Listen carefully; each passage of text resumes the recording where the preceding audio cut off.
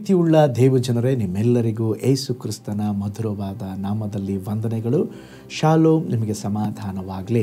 ಈ ದಿನ ದೇವರ ವಾಕ್ಯದ ಧ್ಯಾನಕ್ಕಾಗಿರುವಂಥ ವಿಷಯ, ದೇವರ ದಯೆಗೆ ಪಾತ್ರರಾಗಿರಿ.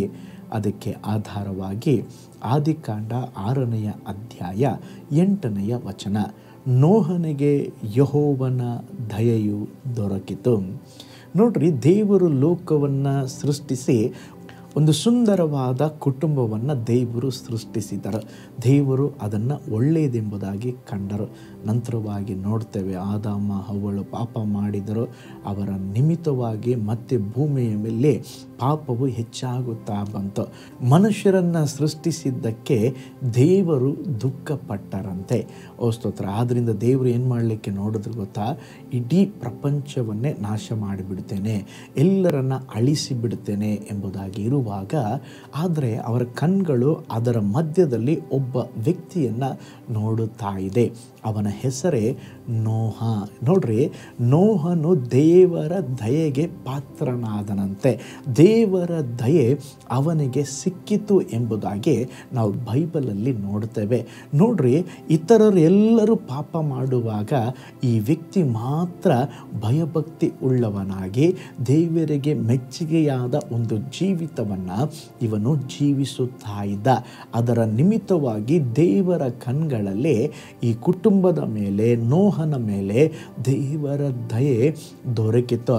ಅದು ಮಾತ್ರವಲ್ಲ, ದೇವರು ಒಂದು ದೊಡ್ಡ ವಿನಾಶವನ್ನು ಸ್ತೋತ್ರ ಪ್ರವಾಹದ ಮೂಲಕ ಉಂಟು ಮಾಡಿದಾಗ ಈ ಕುಟುಂಬವನ್ನು ಮಾತ್ರ ದೇವರು ಕಾಪಾಡಿದರು. ಸ್ತೋತ್ರ. ಬಾಕಿ ಇದ್ದಂಥ ಎಲ್ಲ ಜನರು ನಾಶವಾದರು ಎಂಬುದಾಗಿ ನಾವು ನೋಡ್ತೇವೆ.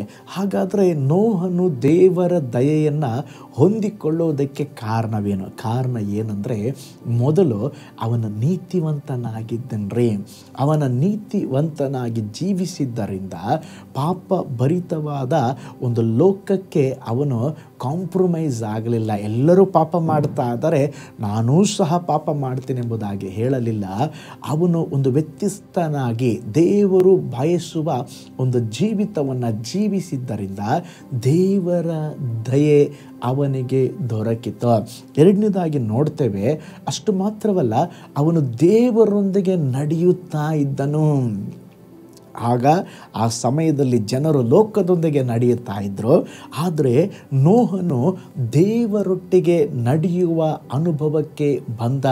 ದೇವರೊಂದಿಗೆ ನಡೆಯುವ ಅನುಭವಕ್ಕೆ ಬಂದಾಗ ಅವನಿಗೆ ದೇವರ ದಯೆ ದೊರಕಿತು. ಯಾರು ದೇವರೊಂದಿಗೆ ನಡೆಯುತ್ತಾರೋ ಅವರ ಜೀವಿತದಲ್ಲಿ ದೇವರ ದಯೆ ಹೆಚ್ಚಾಗ್ತದೆ.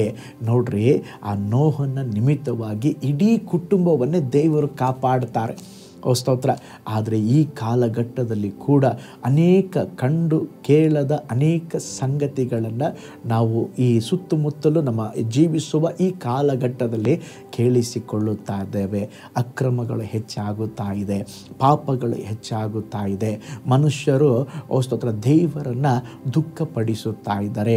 ಇದರ ಮಧ್ಯದಲ್ಲಿ ದೇವರು ನಮ್ಮನ್ನು ಇಟ್ಟಿರುವಾಗ ನೋಹನ ಹಾಗೆ ಒಂದು ನೀತಿವಂತರಾಗಿ ಜೀವಿಸೋಣ, ದೇವರೊಟ್ಟಿಗೆ ಸ್ತೋತ್ರ ನಡೆಯೋಣ, ದೇವರಿಗೆ ಇಷ್ಟವಾದದ್ದನ್ನು ಮಾತ್ರ ಮಾಡೋಣ.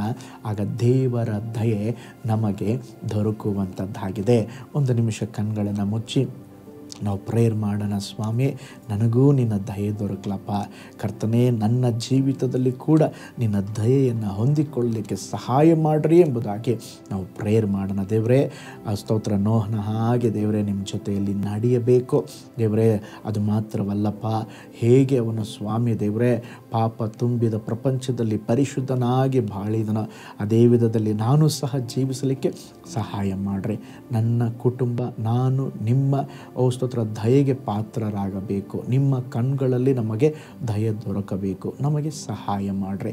ಈ ಲೋಕದ ಎಲ್ಲ ಜಂಜಾಟಗಳಿಂದ, ಪಾಪಗಳಿಂದ ನಮ್ಮ ಜೀವಿತವನ್ನು ಪರಿಶುದ್ಧಗೊಳಿಸಿರಿ ಸ್ವಾಮಿ. ನೀವು ನಡೆಸ್ರಿ. ವಿಶೇಷವಾಗಿ ಈ ವಿಡಿಯೋ ವಾಚ್ ಮಾಡಿದ ಪ್ರತಿಯೊಂದು ಕುಟುಂಬಗಳನ್ನು ಬ್ಲೆಸ್ ಮಾಡಿರಿ. ಈ ದಿನ ಕೂಡ ಅವರ ಜೀವಿತದಲ್ಲಿ ಯಾವುದಾದ್ರೂ ಒಂದು ವಿಷಯಕ್ಕಾಗಿ ಕಾದಿರುವುದಾದರೆ ಅದ್ಭುತ ಮಾಡಿರಿ, ಅತಿಶಯವನ್ನು ಮಾಡಿರಿ. ಯೇಸುವಿನ ಹೆಸರಿನಲ್ಲಿ ತಂದೆಯೇ, ಆಮೇನ್, ಆಮೇನ್. Price lord. ಹಾಗಾದರೆ ದೇವರ ಕಣ್ಗಳಲ್ಲಿ ದೇವರ ದಯೆಯನ್ನು ಹೊಂದಿಕೊಳ್ಳಲಿಕ್ಕೆ ದೇವರು ನಮಗೆ ಸಹಾಯ ಮಾಡಲಿ. ನೋಹನ ಹಾಗೆ ನೀತಿವಂತರಾಗಿ ದೇವರೊಟ್ಟಿಗೆ ನಡೆಯುವವರಾಗಿ ದೇವರಿಗೆ ಮೆಚ್ಚುಗೆಯಾದ ಕಾರ್ಯಗಳನ್ನು ಮಾಡುವವರಾಗಿರೋಣ. ನಾಳೆ ಮತ್ತೊಂದು ದೈನಂದಿನ ಧ್ಯಾನದಲ್ಲಿ ನಾನು ನಿಮ್ಮನ್ನು ಸಂಧಿಸ್ತೇನೆ. ನಾನು ನಿಮ್ಮ ಪ್ರೀತಿಯ ಸೇವಕ pastor Paul Joy. God bless you all. ಕರ್ತನಲ್ಲಿ ಪ್ರಿಯರೇ, ಈ ಸಂದೇಶ ಮತ್ತು ಪ್ರಾರ್ಥನೆ ನಿಮಗೆ ಆಶೀರ್ವಾದಕರವಾಗಿದ್ದರೆ, ದೇವರು ನಿಮ್ಮನ್ನು ಪ್ರೇರೇಪಿಸಿದರೆ, ನಂಬಿಕೆಯಿಂದ ಸಾಗುವ ಈ ಸೇವೆಗೆ ನಿಮ್ಮ ಅಮೂಲ್ಯವಾದ ಕಾಣಿಕೆಯನ್ನು ಬಿತ್ತಿರಿ. ಪ್ರೀತಿಯ ದೇವಜನರೇ, ವಾಯ್ಸ್ ಆಫ್ ಹೋಪ್ ಮಿನಿಸ್ಟ್ರಿಯ ವತಿಯಿಂದ ಕೋರಮಂಗಲದಲ್ಲಿ ಪ್ರತಿ ಭಾನುವಾರ ಬೆಳಿಗ್ಗೆ 9:30ಕ್ಕೆ ಕನ್ನಡ ಆರಾಧನೆ ನಡೆಯುತ್ತಿದೆ. ಆತ್ಮಭರಿತವಾದ ಆರಾಧನೆ, ಮನಮುಟ್ಟುವ ಸಾಕ್ಷಿ, ಬಲಪಡಿಸುವ ದೇವ ಸಂದೇಶ. ಬನ್ನಿ, ನಮ್ಮೊಂದಿಗೆ ಭಾಗಿಯಾಗಿ ಕರ್ತನನ್ನು ಆರಾಧಿಸಿರಿ. ನೂತನ ತಿಂಗಳ ಆಶೀರ್ವಾದ ಕೂಟ ಪ್ರತಿ ತಿಂಗಳು ಮೊದಲ ದಿನ ಸಂಜೆ 7 ಗಂಟೆಗೆ. ಪ್ರತಿ ತಿಂಗಳು 2ನೇ ಶನಿವಾರ ಬಿಡುಗಡೆ ಉಪವಾಸ ಪ್ರಾರ್ಥನೆ ಕೂಟ ಬೆಳಿಗ್ಗೆ 10:30ಕ್ಕೆ. ನಿಮಗಾಗಿ ಪ್ರಾರ್ಥಿಸಬೇಕೆ? ನಿಮಗೆ ಯಾವುದಾದರೂ ಪ್ರಾರ್ಥನೆ ಮನವಿಗಳು ಇರುವುದಾದರೆ ಕೆಳಗಿನ ನಂಬರಿಗೆ ಕರೆ ಮಾಡಿ ಅಥವಾ ವಾಟ್ಸಪ್ ಮಾಡಿರಿ. ಈ ಆತ್ಮಿಕ ಸಂದೇಶಗಳು ನಿಮಗೆ ಆಶೀರ್ವಾದಕರವಾಗಿದ್ದರೆ ಲೈಕ್ ಮಾಡಿರಿ. ಇಂಥ ಅದ್ಭುತ ಸಂದೇಶ ಪ್ರತಿದಿನ ನೋಡಲು ಬಯಸುವುದಾದರೆ ಸಬ್ಸ್ಕ್ರೈಬ್ ಮಾಡಿ ಹಾಗೂ ಇತರರೊಂದಿಗೆ ಶೇರ್ ಮಾಡಿರಿ. ಕರ್ತನು ನಿಮ್ಮನ್ನು, ನಿಮ್ಮ ಕುಟುಂಬವನ್ನು ಆಶೀರ್ವದಿಸಲಿ.